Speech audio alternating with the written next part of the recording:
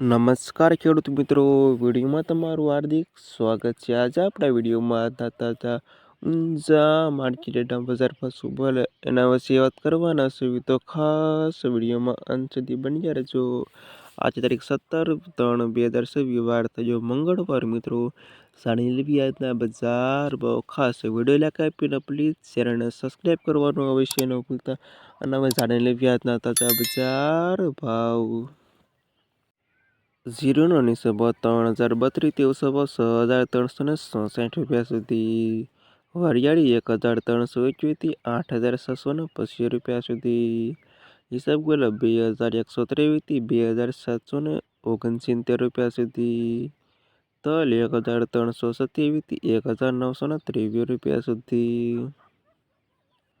ધાણા 1690 થી 2541 રૂપિયા સુધી।